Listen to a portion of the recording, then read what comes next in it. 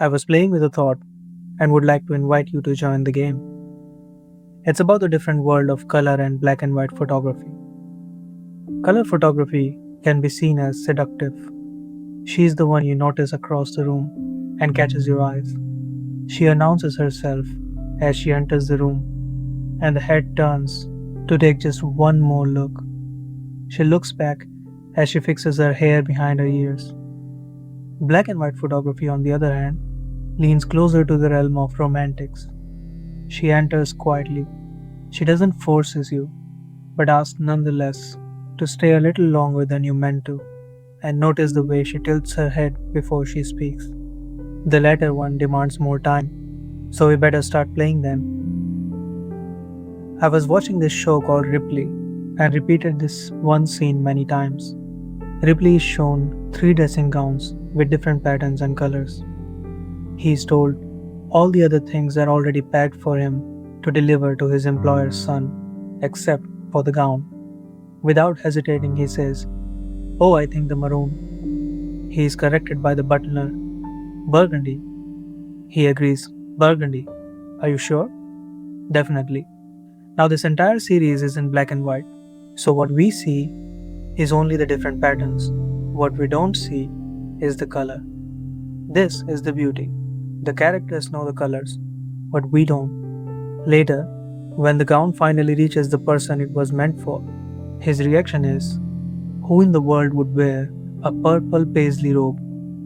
Three different people, three different colors: maroon, burgundy, and purple, for one single gown. And us, as audience, have no idea who is right. The color was withheld from us on purpose, I am assuming as a thoughtful artistic choice. And withholding that information redirects where we are looking. I still don't know exactly why I was always drawn to black and white photography, even long before I even picked up a camera. Closest I could tell you is that there is something about the mood and the visual storytelling choice, about it makes it more raw and true than the ones with colors. But I certainly have been exploring this question for a while now and decided to write about it as part of that process. A milestone on the way, if you may. One of the easier answers when people ask why black and white photographs carry so much weight is nostalgia. Early photographs and movies were monochrome. So, we have inherited a kind of collective reference point, even for the lives we never lived, and somehow feels a connection for that archive and assume it belongs to an era that was important. That's the surface answer, which is right to some extent. However, another way of looking at it is that removing color from an image isn't removing information. One might also consider it as removing a habit, because color is one of the first things the brain reaches for references, whether it be a memory or imagination. Which location, what is the time of the day, which season is it, which decade did it happen, also, what mood you're supposed to be in, the blue skies, the green grass, or maybe a jacket in the shade of an orange that quietly tells you the exact year based on how vibrant or dull it is. Color is a fast acting information, and we lean on it constantly, with or without knowing. Let's take the shortcut away, shall we? The sky goes pale grey, the jacket flattens into a high contrast landscape, the grass turns into pure texture, and the brain loses its fastest route to recognition. Now it has nowhere to go but to work with what's left in the frame. We begin to notice the sweep of a shadow across a wall, the rough grain of a stone that was always there, just buried under the hue, and the quiet depth in a face that bright color used to smooth over. Black and white photography cannot add any of this because it was already sitting there. Rather, it reveals the layers which we tend to look past or simply not stay with it long enough. I want to give you a personal experience version of this because the theory only means something once you've stood in front of it. I was walking through the German countryside on a clear day with an easy light, technically speaking, accompanied by a friend and a small dog with small dog attitude. We were walking through a forest, which eventually opened into fields, and the fields kept opening. At some point, we came across a group of sheep near a scattering of trees. My first instinct was the obvious shot: the whole flock, the trees, the landscape doing exactly what a bright landscape does. And it was a decent photo. But a few steps further, I noticed one sheep near one tree, the rest of the flock still there, just outside the frame. Inside the frame, it was just the two of them, one animal, one tree, alone together. Before the camera even reached my eye, I knew this couldn't be a color photograph, not something I deliberated over. The composition itself announced as such. In color, this photo is comfortable.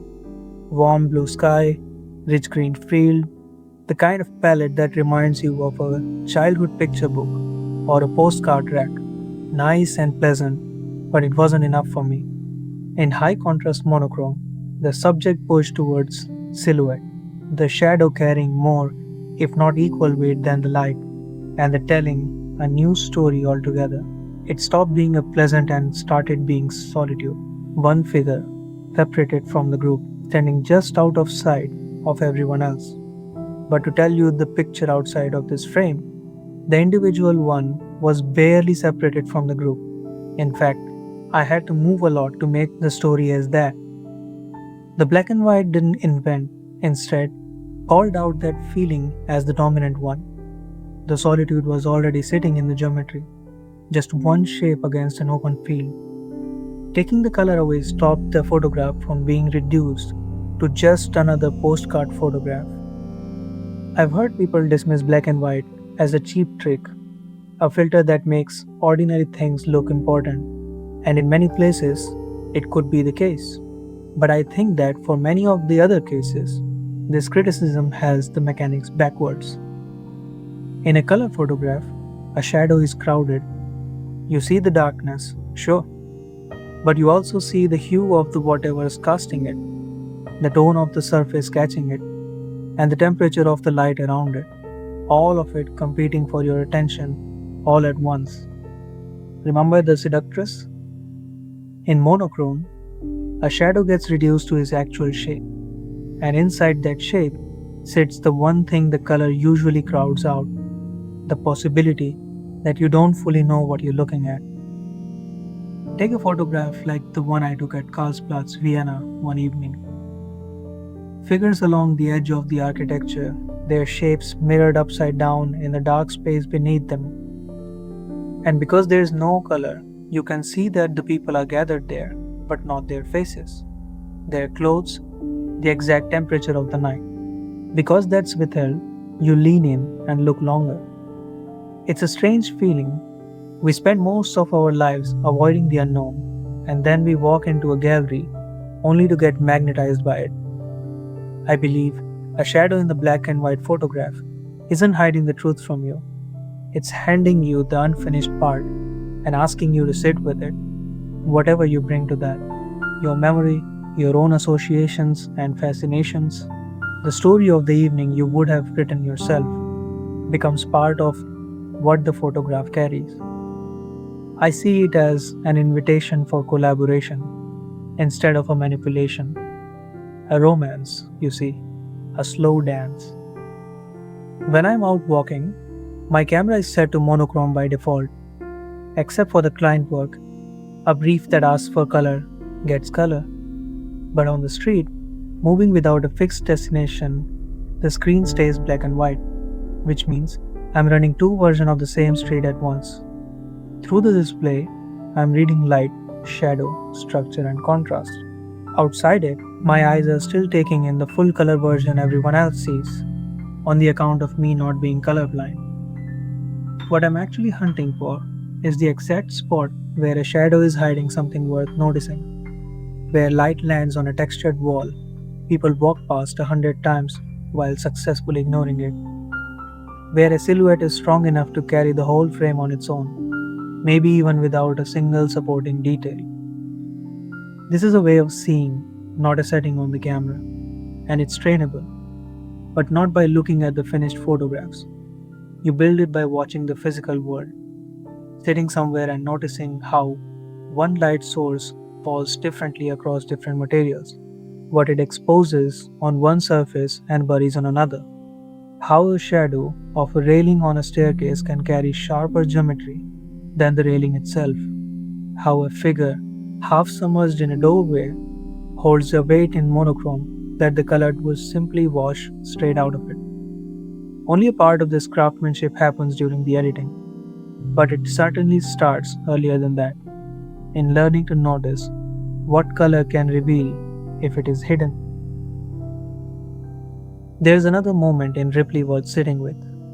Later in the story, once the show has already trained you to distrust what you think you know without color, Ripley is standing in front of a collection of paintings by the same man who received the dressing gown.